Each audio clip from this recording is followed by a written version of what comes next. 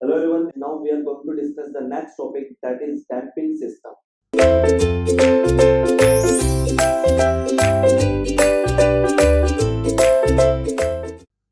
We have completed the natural vibrations. Okay, everything we have seen, we have studied the energy method, we have studied torque method and the Rayleigh method in order to calculate the natural frequency of the vibrations. Now we are going to start the damping system. In the introduction video, I already let you know that any vibrating system is a combination of kinetic energy storing device, potential energy storing device, kinetic frictions, and the external forces. But for the vibration of the non-running system, let us understand. Here, any vibrating system is a combination of kinetic energy storing devices. I am just revising you. Kinetic energy storing device. Second was potential energy storing device. Potential energy storing device. The third was kinetic friction. Kinetic friction. Kinetic frictions, and the fourth was unbalanced or external force. Now, any vibrating system is a combination of these four things. But the difference is that when I'm talking about the first three, that is the vibration of non-running system. That is a vibration of non-running system.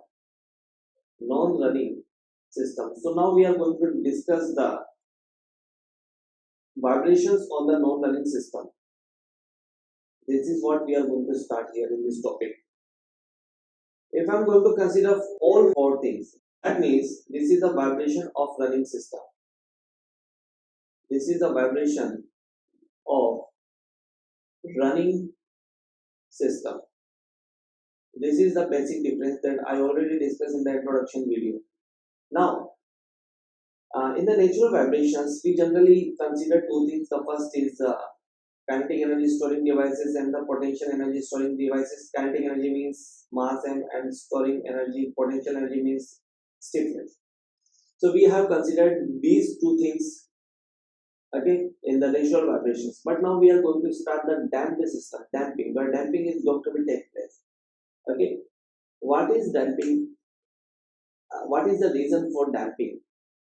Actually, if there is a kinetic friction inside the system, there will be a damping. Okay, so the system would be considered as damping. So that means here vibrations of the non-running system is considered as the damping system. So if you compare with the damping system with the natural vibrating system, so the difference would be that in the damping system there will be a kinetic friction is not equal to zero. Okay. So in case of damping system, kinetic friction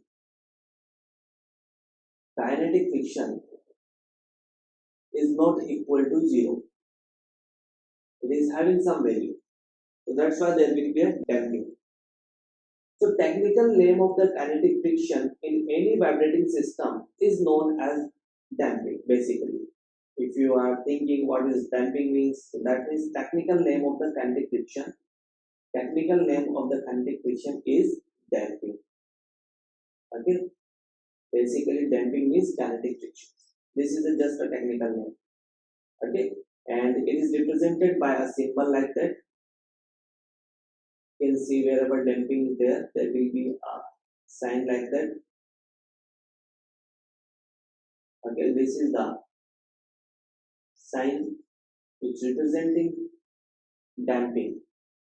Okay, so if there is a damping in a system, there will be a friction. We all know that there will be a kinetic friction, but the frictions may be two types: the friction between the dry surfaces, known as Coulomb damping, and there will be a viscous damping, which is very less value. So if there is a damping inside the system, if there is a damping in a system, so it may having two types. In the first case, if the friction between the dry surfaces the friction between the dry surfaces. We all know that the friction between the dry surfaces is having larger value because there is no lubrication. So friction between the dry surfaces is known as Coulomb damping. Coulomb damping, and the second is viscous damping. Viscous damping, which is very less as compared to Coulomb damping. Very less. Are you getting my point? So the kinetic friction's technical name is damping, and damping in a system having two types. The first is Coulomb damping and the second is viscous damping. If the friction is taking place between dry surfaces, that would be considered as Coulomb damping. Otherwise, it would be viscous damping, which is having a less value as compared to Coulomb damping. So there will be a damping inside the system. So similarly, friction force, there will be a damping force. Okay. If you want to know the damping force, so the damping force is directly proportional to the velocity of the system. Is directly proportional to the velocity, and velocity represented as x dot. So if you remove the proportional sign, you will get constant. This is basically constant, but you have to see that C means coefficient of damping. It is a coefficient. C means coefficient. Coefficient of damping. It is represented as coefficient of damping, and the unit would be what? You can see here there is a Newton and there is a velocity. So the unit would be Newton per meter per second. This would be the unit of coefficient of damping. This is most important, that C will denote the coefficient of damping. Okay. Sometimes they will not show you in the question, and they will not write in the question that this is the coefficient of damping. You just have to know just by looking the unit. Okay, that the Newton per meter per second. So I am going to consider here the system. Let me draw the diagram and let me represent the damping in the diagram. So I am going to consider here the spring force. This is a spring which is going to be attached with a mass. This is a block which is having some mass. Now, we all know that this is a damping system, so there will be a damping which is going to be denoted as the symbol like that. This symbol denotes that there is a damping in the system, and there will be a coefficient of damping, always denoted as C. This is spring stiffness S, and this is the coefficient of damping C. And this is the mean equilibrium position of the mass. This is the mean equilibrium position. Okay.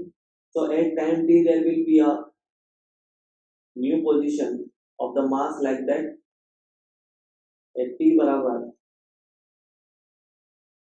t. Okay. And there will be a deflections which is denoted as x. Okay. So now if you want to write the equations of the vibrations, because this is a damping system we have considering here, so you have to write down the equations of the damped system. This would not be the equations of the natural vibrations. This is the damped system, so we have to write down the equation of the damped system. So you must have to apply the D'Alembert principle. So when you see carefully the block mass M here, this is the mass M. Okay, this is the mass M, which is having a spring force in the upward direction, that is Sx. There will be a damped force in the upward directions, that is Cx dot, and there will be a downward movement. This is the movement. Okay, so we all know that how we apply the D'Alembert principle. Motion is in the directions, that means The inertia force will work in the against the motion, that would be mx double dot. So D'Alembert principle I am applying. D'Alembert principle. You can also apply the Newton's second law. So it would be mx double dot. This is the inertia force which is always work in the opposite directions to that of motion. Mx double dot plus Sx plus mx double dot plus Cx dot plus Sx is equal to 0. This is very important relations. You must remember that if you rearrange this, you will get x double dot plus c by m, x dot plus s by m x, where x double dot represent the acceleration and x dot means velocity and x means displacement, linear displacement. So this is the equations of the damped vibration. This is the equation of damped vibration. This is the equation of damped vibration, or you can say damped system.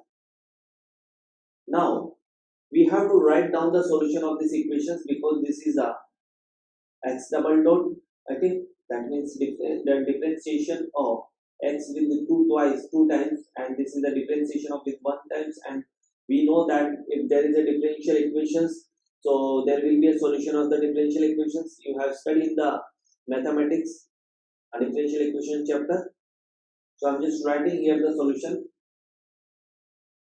The solution of that equation was the solution of this equation. Remember that this solution is based on the differential equations that you study in the mathematics. Okay, so x would be a1 e to the power alpha 1 p plus b e to the power alpha 2 p. Okay, and here the most important thing is that in general alpha 1 is not equal to alpha 2 in this case because this is a general equation. Okay, but if alpha 1 is equal to alpha 2, if alpha 1 is equal to alpha 2, what would be the solution? The solution would be x would be equal to a plus bt. Alpha 1 and alpha 2 is the root of the equations. Okay, a plus bt e to the power alpha t. Alpha t means alpha 1 is equal to alpha 2 is equal to alpha. Okay, so this is the equations you have seen. This is the solution of these equations you have seen here. Now where alpha 1 and alpha 2 are the roots of the auxiliary equations, you can write here alpha 1 and alpha 2 are the roots of auxiliary equations. Auxiliary equation. Now we all know that the equations of the damped vibration is that x double dot plus c upon m x dot plus s upon m x is equal to 0. This is the equations of the damped vibrations. Remember that this equations is very useful when you solve the numerical questions. Okay, you must remember this equation. Now when you put alpha, which is the root of the auxiliary equations, if this would be alpha, that means alpha square plus c upon m alpha plus s upon m Okay, so this would be the, we know that this is omega n square is equal to 0. What we have done here, we are just making the quadratic equations in order to finding out the alpha 1 and alpha 2 value. Okay, alpha 1 and alpha 2. So that's why alpha 1 alpha 2 you can apply the formula. We know that this is minus b. I'm just writing here formula that alpha 1 2 it would be like that, minus b plus minus under root of B square minus 4AC upon twice of A. You all know this formula. Okay. So this is when you compare this with the equations, that is ax square plus bx plus c is equal to 0. You can get this formula, and this is minus b plus minus under root of b square. That means c upon n whole square minus 4. A means what? A means 1. Okay, here the coefficient is 1. And C means S upon F.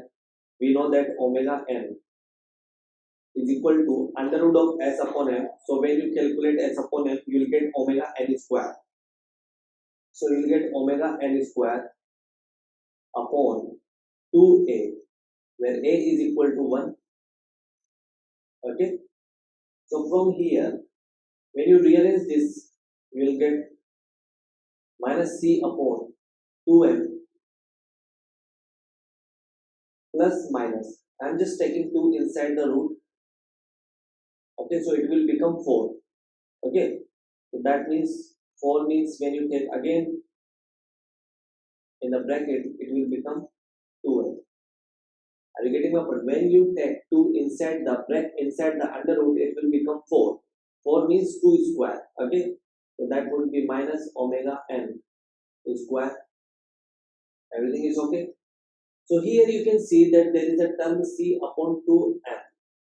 You can see here, this is a term c upon 2m whole square and omega n square.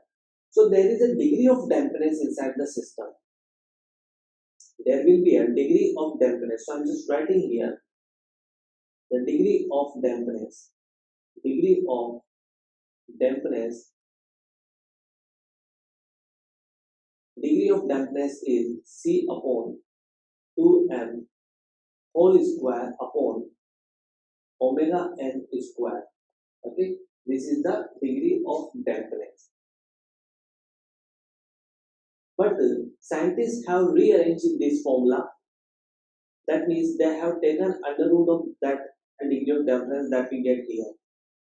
So that would be known as the damping factor or the damping ratio. Okay, this is the degree of dampness, but scientists have discovered the new term that is denoted as damping factor or damping ratio just by rearranging this formula. So when you get the damping factor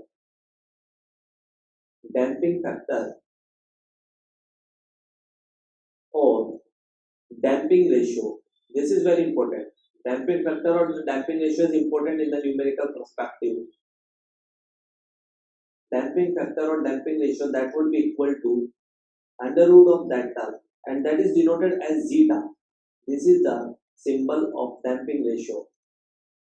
Zeta is equal to under root of c upon 2m to the whole square upon omega n square. Okay, so when you rearrange this, you will get a zeta is equal to c upon 2 root of Sn. You just have to apply the omega n is equal to root of S upon m, and you will get this value, that is zeta is equal to c upon 2 under root of Sn. Okay, you can rearrange this also.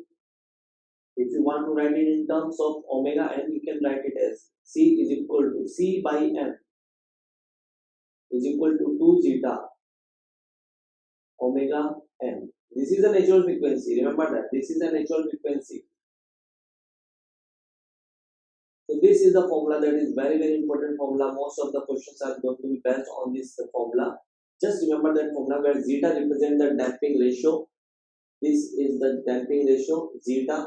Okay, and this is omega, which is the natural frequency of the vibrations, and c by n. C is the coefficient of damping. Okay, so finally the equations of the damped vibrations or the damped system is finally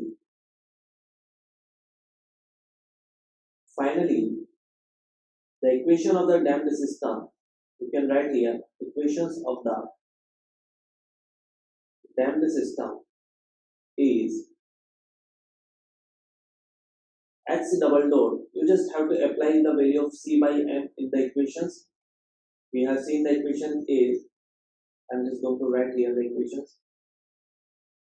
We all know that equation is x double dot plus c by m x dot plus s upon m x is equal to 0. This is the equations of the damped equation. Okay. So you just have to apply the c by m value here from here. So x double dot plus 2 zeta omega n multiplied x dot plus s upon m means omega n square. I can write omega n square x is equal to 0. This is the equations of the damped system. You can learn it in terms of this. Otherwise, you can learn the equations in general form. This is very easily. You can see, remember that, and you can learn it as it. And now, the solution of the equations would be, again, I'm going to write however I have written the equations. The solution of the equation would be what? The solution of equation is x is equal to a e to the power alpha 1 t plus b e to the power alpha 2 p, where alpha is not equal to alpha 2, alpha 1 is not equal to alpha 2. If the alpha 1 is equal to alpha 2, then the equation becomes a plus b t e to the power alpha t, where alpha 1 is equal to alpha 2. Okay. So if this is the alpha 1 and alpha 2 are the root of the auxiliary equations of that, this is the equations. You can see here, this is the equations we have created. Now, if you want to know alpha 1 and alpha 2 value, so it would be minus zeta plus minus under root of zeta square minus 1. We have to apply the same procedure that we have done already. So this is the root of the auxiliary equations, where the equation is this. Equation is this. Okay. So this is the alpha 1, alpha 2 is the root of the auxiliary equations of that. That means that would comes out to be minus zeta plus minus under root of zeta square minus 1 multiply omega n. Okay, I hope you will understand this. Now there is a three possibilities for the damping ratio, that is denoted as zeta. There are three possibilities. If I'm talking about the value of zeta, there are three possibilities. Either it may be greater than 1, it may be less than 1, and it is equal to 1. So we all study the three cases. So if the zeta is equal to 1, so if zeta, let me consider zeta greater than 1. If zeta is greater than 1, it would be considered an overdamped. This would be over damped system. This would be considered as over damped system, also known as Coulomb damping. Also known as Coulomb damping. Coulomb damping means what? Remind it. Tell me what is the Coulomb damping. Coulomb damping means friction between the dry surfaces. When the friction is between the dry surfaces, there will be Coulomb damping, and also known as overdamped system. If the zeta is equal to 1, that means if the damping ratio is equal to 1, it is known as critically damped system. This is known as critical damped system. Critical damped system. Okay, or you can call it as a critical damping. The thing is same. This is a critical damping. This is a critical damping. Now the third case is what? If the zeta value is less than 1, so it is known as under damped system. under damped system, under damped system, if the zeta is less than 1, it is under damped system, or we can call it as viscous damping. Viscous damping. Okay. So we will study these three cases one by one. First is over damped system, critical damped, and the third is under damped system, which is very important in the vibrations chapter. Okay, we will see one by one. So I hope you will not get any doubt here in this full topic, that is the damping system. Again, I am going to explain the whole things that we have studied that vibration system, any vibration system is a combination of four things. The first is kinetic energy storage device, then the potential energy storage device, kinetic friction, and the unbalanced forces. In case of damping system, there is the kinetic frictions which we are going to consider. And when you consider kinetic frictions, it is known as the vibration of non-running system. Okay, and we are going to consider kinetic frictions. That means kinetic frictions value is not equal to 0 in this case. And damping is basically the technical name of the kinetic frictions. We use damping in vibration. This is nothing but the kinetic frictions. Okay. So there is a symbol of damping. Wherever you see this symbol in the diagram, that means there is a damping in the system. So if there is a damping in the system, it may have two types. The first is Coulomb damping and the second is viscous damping. In case of Coulomb damping, there is a friction between the dry surfaces. And we know that if the friction between the dry surfaces is there, that means the value is high. Okay. And the second is viscous damping, which is a less value as compared to Coulomb damping. Okay. So there will be a damping force, as we know that if the friction is there, there will be a friction force. Similarly, if the damping is there, there will be a damping force. So here damping force is directly proportional to the velocity. Okay. So there will be, when you remove the coefficient of proportionality, you will get the coefficient of damping. The unit is Newton per meter per second. Okay. So now we are going to consider the system where the spring is added to the system as well as the damping is going to be added to the system. So you just have to apply we are going to calculate the equations of the damped vibrations. Okay, so you must have to apply the D'Alembert principle as we have applied in the natural vibrations. So when you apply the D'Alembert principle, we know that the inertial forces is working in the opposite directions to that of motion. So that means there is a mass m which is going to be moving in the downward directions, as we can see in the diagram. So that means in the upward directions there will be inertial forces, in the upward directions there will be a spring forces as well as the damping forces. So you just have to apply the D'Alembert principles, all will be added to each other. So finally we can get the equations of the damped vibrations. You can see this is a general equation, x double dot plus c upon mx dot plus s upon mx. This is the general equations you must remember. But this is the equations, we have to calculate the solution of that equations. So you have to apply the differential equations procedure as you study in the mathematics, how to find out the solution of the equations of the differential equations. So that would be x is equal to like that you can see here. So there are alpha 1 and alpha 2 are the roots of the equation. That means sometimes alpha 1 is equal to alpha 2, sometimes it may not be equal to each other. So all the two possibilities are there, we have represented here. So you just have to realize this. Now we are going to find out the root value. So we have to apply the alpha in these equations, and you will get alpha square plus c by m alpha plus s by m. You just have to compare. This is the quadratic equations. We have seen that the quadratic equations is denoted as ax square plus bx plus c. This is the general quadratic equations we all study from starting. Okay. So you just have to compare this and you just have to calculate the roots value in the simple procedures as we done generally. So here there will be a term c upon m. In the under root there is a term c upon 2 and the whole square and omega n square. So when you do the ratio of these two things, you will get the degree of dampness.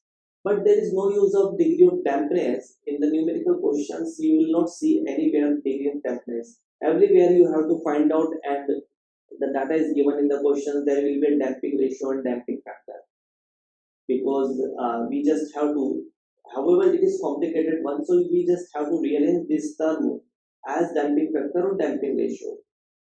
Okay, because you are making square c upon 2m to the whole square and upon omega n square, so it would be a little bit complicated. So we have simplified this term. We have simplified degree of dampness into damping factor or the damping ratio.